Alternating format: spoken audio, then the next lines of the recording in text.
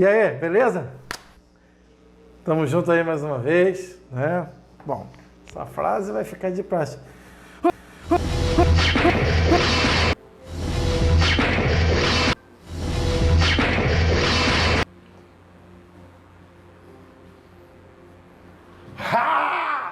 Vocês pensaram que eu tinha sido arrebatado, né, de mim? Então, fala sério, né, galera? Tinha que ter uma ceninha. Ah, minha mulher tá rindo, é culpa de vocês. Esse som no fundo não é uma bruxa, é minha esposa. O apocalipse ainda não aconteceu. Mas como vocês notaram e perceberam, o tema de hoje é: estamos no apocalipse? Será o fim do mundo? Bom, para a gente saber disso, aguardem as cenas dos próximos capítulos. Chama a vinheta.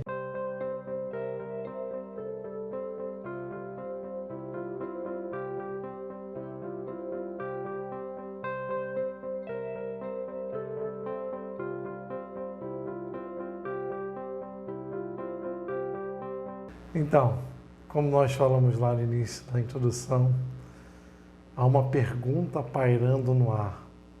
Será que estamos no apocalipse? Será que é o fim do mundo?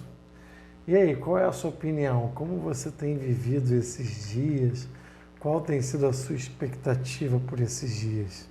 Eu queria compartilhar com vocês algumas coisas que estão na mídia, no jornal, e queria que dentro disso você começasse a pensar comigo que tempos são esses. Bom, para começo, eu estou aprendendo, então eu vou ver se eu consigo colocar aqui. Como é que está aí, amor, o vídeo? Está aqui ou está aqui o meu maior espaço? Está aqui. Viu? Aqui no celular está aqui. Eu estou gravando em 2 lugares, estou aprendendo. Tá ali. Então eu quero ver se eu coloco aqui ou na tela toda, ainda não sei. As notícias de hoje, mas as notícias deste ano são as seguintes. Nós tivemos quase uma terceira guerra mundial aí, Coreia do Norte, China, Estados Unidos, muitos boatos de insatisfação global e, no pior dos riscos, o medo de uma grande guerra mundial, né? Isso seria a terceira guerra mundial. Inclusive, pós isso vem o Covid-19, que é o tema do momento, que é o que nos tem trancafiado dentro das nossas casas, né? E tem sido o nosso desafio entre a doença ou não é real ou não, é perigosa ou não. Inclusive dentro da grande teoria da conspiração, me perdoe se você acredita nessa teoria, é uma bomba biológica que a China lançou no mundo, né? Ou seja, a continuação do primeiro assunto, guerras. E agora, ultimamente, ontem eu fui abrir o meu celular, né? Eu tenho uma mania feia ou boa de ler jornal todos os dias e ver o que acontece ao nosso redor e no mundo. E aí eu fiquei sabendo de uma nuvem de gafanhotos invadindo a Argentina. Eu falei, gente, que é isso? Como pode? Já teve lá na China, teve no Quênia, agora na Argentina, mas nunca houve essas coisas por aqui. E para piorar a situação, essa nuvem, a princípio, está vindo em direção ao Brasil, Rio Grande do Sul. Nosso, se eu não estiver enganado, o maior produtor de soja. Imagine como isso pode nos afetar. Esses gafanhotos, que estão em média de 40 milhões, comem por dia o que 2.000 cabeças de boi são capazes de comer. Então seria assim um completo desastre a nossa produção rural, né? Aí não satisfeito, falei assim, nossa, isso é incrível, que desastre, né? Covid, terremoto. Não para por aí. Eu dei essa página, terremoto no México. Pessoas saindo das suas casas, desesperadas. Graças a Deus, se é que eu posso dizer assim, as mortes foram mínimas, pelo que eu soube até então, só uma morte, mas imagina um desastre de terremoto, as pessoas ficam inseguras em suas casas. E aí você pensa assim, nossa, foi um dia difícil, né? Não para por aí. Porque depois do terremoto vem a notícia de que a América do Norte está com risco de tsunami. Nós já vimos o que o tsunami fez lá na Ásia, quantos países foram afetados e atingidos, quantas mortes. Imagine as pessoas que moram nessa região, inclusive os jornais locais estão noticiando para que as pessoas que moram à beira das praias deixem suas casas, porque o risco é iminente, né? A gente vê alguns memes por aí pela internet, inclusive gente já dando a data, dia 27 de junho agora, o fim do mundo, o mundo acaba. E será que é o fim do mundo? Que momento é esse que nós estamos vivendo? Como deparar com toda essa crise global e natural? Isso é Deus, isso é o homem, isso é a natureza clamando. O que a Bíblia diz sobre essas coisas? E nesse momento eu gostaria de ler com vocês alguns textos bíblicos para a gente tentar entender do que se trata isso. O primeiro texto que eu te convido a ler, ele está relatado em 3 livros, né? Ele está relatado em Mateus 24, de 6 a 8, eu vou botar as referências aqui. Ele está em Marcos 13, também de 6 a 8, e ele está em Lucas 10, Lucas 21, de 10 a 11. Eu queria ler para você o relato de Lucas, para que a gente visse o que a Bíblia diz. Olha só o que diz Lucas 21, 10. Eu vou deixar você com a pulga atrás da orelha. Então Jesus lhe disse: nação se levantará contra nação, e reino contra reino. Opa! Isso foi o que aconteceu lá, né? Coreia do Norte. Haverá grandes terremotos. Opa! Epidemias e fome em vários lugares. Coisas espantosas e também grandes sinais vindos do céu. Olha que estranho o que o texto de Lucas diz. Jesus ensinando sobre o período da sua volta. E eu queria voltar com você, esse texto vai ser bem parecido, lá para Mateus. E Mateus vai acrescentar uma frase que eu quero que a gente guarde ela. E isso está lá em Mateus 24, de 6 a 8. Mateus 24, versículo 6 diz assim: e vocês ouvirão falar de guerras e rumores de guerras. Fiquem atentos, não se assustem. Porque é necessário que isso aconteça, mas ainda não é o fim. Porque nação se levantará contra nação, e reino contra reino, haverá fomes, terremotos em vários lugares.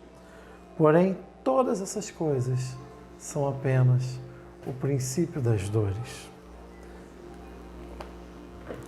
Perceba que o que a Bíblia está nos dizendo é que ainda não é o fim. Pode até parecer, porque nós estamos tão acostumados a vivermos uma vida tão tranquila, né? Ainda mais aqui no Brasil. Você que é brasileiro, você que já viveu aqui, está fora, você que é daqui. Nós temos uma vida aqui tão tranquila, né? Nós não sabemos o que é terremoto, não sabemos o que é tsunami, não sabemos o que é furacão. Até que de uns anos para cá começaram a acontecer algumas coisas meio mirabolantes no Brasil, uns pequenos tremores, uns pequenos focos de terremoto, mas nós ainda vivemos num país, numa nação muito tranquila no que se tange a questão de impactos ambientais da própria natureza, né? Então, quando essas coisas começam a surgir aqui, a nossa antena se levanta como se fosse o apocalipse, porque nós não estamos acostumados. Agora você fala de terremoto no Japão. O Japão tem quase que um terremoto por mês. Terremoto não, é que nem chuva, chove de vez em quando, né? Então, a gente precisa entender que algumas coisas naturais vão acontecer de fato. Contudo, quando isso começar a acontecer em várias partes do mundo, que aí sim é o que o texto diz, locais que não aconteciam, que não era normal acontecer, isso ainda não é o fim. Ou seja, estamos no fim do mundo, Hudson? Não, segundo a Bíblia não. Hudson, então você está dizendo que Jesus não está voltando? Não, eu não disse que Jesus não está voltando. Até porque se nós formos olhar para os apóstolos, eles viviam a vida deles como se Cristo fosse voltar hoje, amanhã. Eles viveram há mais de 1000 anos, há mais de 2000 anos atrás, na expectativa de que Cristo voltaria a qualquer momento. E esse deve ser o nosso sentimento como igreja, e isso deve ser uma verdade para nós como igreja. Jesus, na própria parábola das 10 virgens, diz que o noivo virá de repente, numa hora em que não esperamos. Então, o nosso sentimento é de que Cristo está voltando sim. Mas apesar de não ser o fim, a Bíblia fala uma frase, uma palavra que traz um alerta sim sobre a igreja. Estes são os princípios das dores.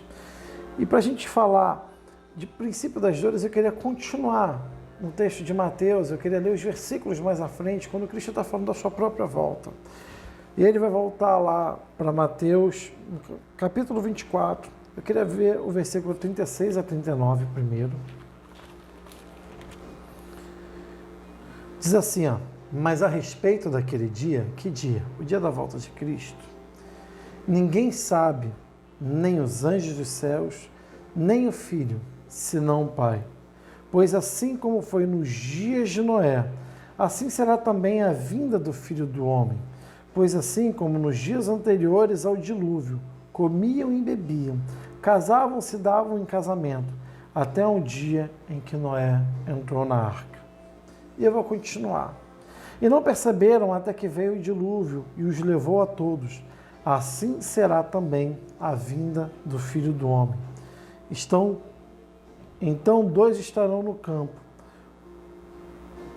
Será levado um e o outro será deixado. 2 mulheres estarão trabalhando no moinho. Uma será levada e outra será deixada. Portanto, vigiem, porque vocês não sabem em que dia virá o Senhor de vocês. Porém, considerem isso.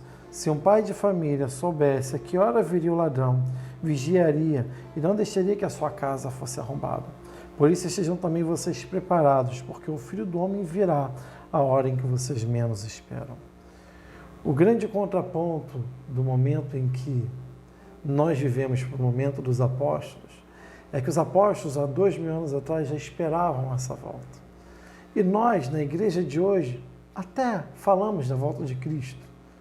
Bom, até acreditamos, e eu me pergunto se realmente acreditamos, porque quando você fala disso me parece algo tão distante, algo tão fictício. E basta olhar para a sociedade de hoje, para o amor ao próximo e para como as coisas têm andado, se você acha que essa igreja realmente está aguardando a volta de Cristo. Quando nós fazemos as nossas agendas anuais, nossos biênios, os nossos planejamentos para daqui a 10 anos, e não é que você não deve planejar a sua vida, mas Paulo diz, se Deus quiser, amanhã faremos ou não. Porque nós não sabemos a que dia e que hora ele voltará.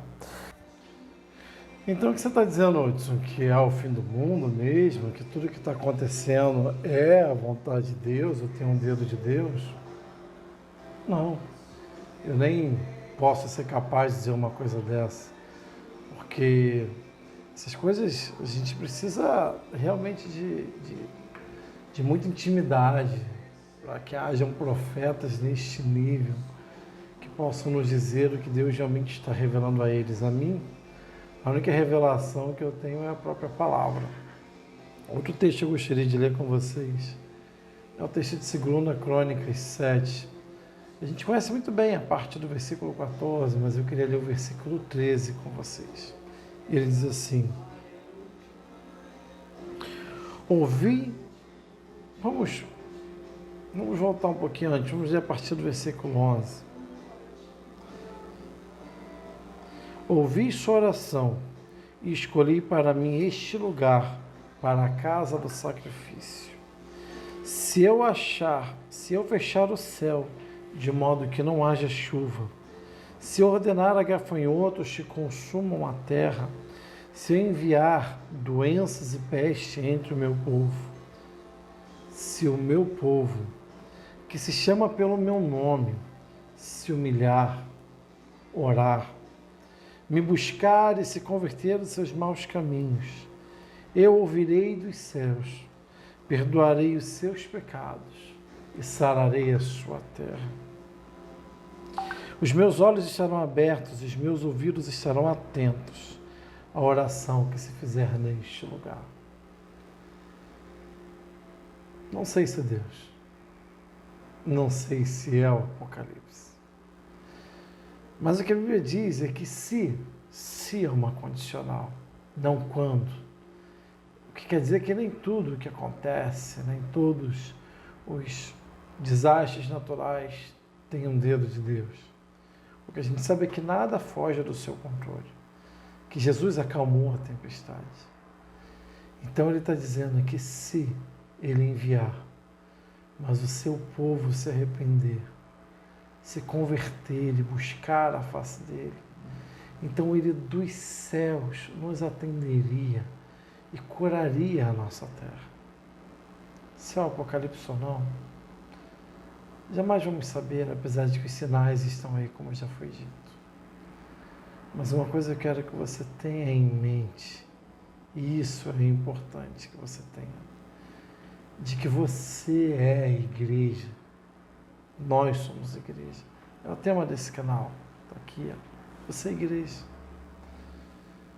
Nós somos o povo que se chama pelo nome dele. Nós somos cristãos, pequenos cristos. Se nós nos humilharmos e orarmos, se nós nos arrependermos do nosso caminho, ele pode sim sarar a nossa terra. Há muitas igrejas por aí prometendo curas, abrindo suas igrejas, dizendo que no nome de Deus tudo podem. Mas poucas delas falam que não é só por uma questão de fé que a cura vem, mas por uma questão de arrependimento também. Quando aquele paraplégico é baixado por seus amigos pelo telhado para que Jesus o cure, se você ler o texto, Jesus não vai dizer que eu te curo ou tua fé te curou. Mas a primeira frase que Jesus diz é: perdoados estão os seus pecados. Muitas das vezes, para que haja cura, é necessário que haja arrependimento. É necessário que possamos nos entregar de verdade a Deus, para que Ele então venha nos curar. E eu queria fechar essa conversa lendo 1 Tessalonicenses 5, de 1 a 3, e 2 Pedro 3, de 8 a 10. Diz assim, ó: irmãos, no que se refere aos tempos e épocas, não há necessidade de que eu lhes escreva, porque vocês sabem perfeitamente que o dia do Senhor, ele vem como um ladrão à noite. Quando andarem dizendo paz e segurança, eis que lhes sobrevirá repentina destruição, como vêm as dores de parto à mulher, que está para dar à luz, e de modo nenhum escaparão. Paulo está dizendo que, como vocês percebem as dores de parto, percebam que os tempos estão findando. Pode não ser o fim, mas as dores estão anunciando que o rei está voltando. E aí eu quero fechar com 2 Pedro 3, de 8 a 10. E diz assim: mas há uma coisa, amados, que vocês não devem esquecer, que para o Senhor é um dia como 1000 anos, e 1000 anos são como um dia. O Senhor não retarda a sua promessa, ainda que alguns a julguem demorada. Pelo contrário, Ele é paciente com vocês, não querendo que ninguém pereça, mas que todos cheguem ao arrependimento. Porém, o dia do Senhor virá como um ladrão, e naquele dia os céus passarão com grande estrondo, e os elementos se desfarão pelo fogo. Também a terra e as obras que nela existem desaparecerão. Pedro finaliza de maneira fabulosa a espera por Cristo. E Pedro, que já está escrevendo anos após Paulo, ele fala para essa igreja já lá atrás, que alguns julgam tardar a promessa. A volta de Cristo não é um dia de terror, pelo menos não para a igreja, é um dia de promessa. É o dia em que o veremos face a face. É o dia em que nós poderemos viver tudo aquilo que cantamos em nossos hinos. É o dia em que poderemos abraçar o nosso noivo e podemos nos encurvar diante do Rei da Glória.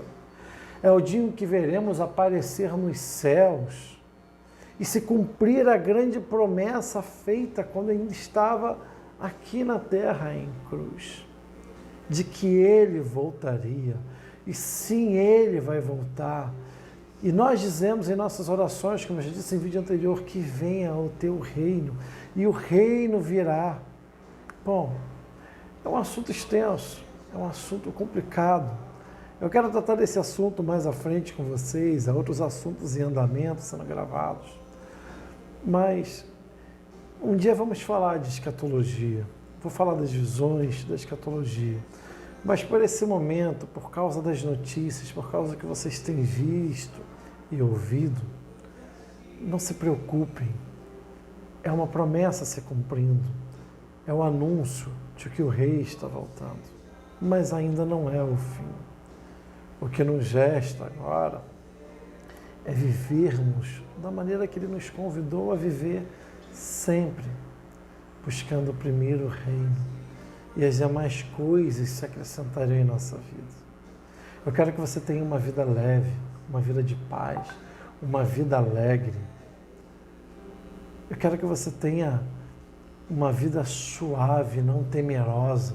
Eu quero que você olhe para esses acontecimentos não com espanto, porque quem tem que espantar, quem tem que temer é aquele que tem dívidas, mas que você olhe para esses dias como dias de esperança, para que você olhe para esses dias como um anúncio de que tudo aquilo que você creu até hoje é uma verdade.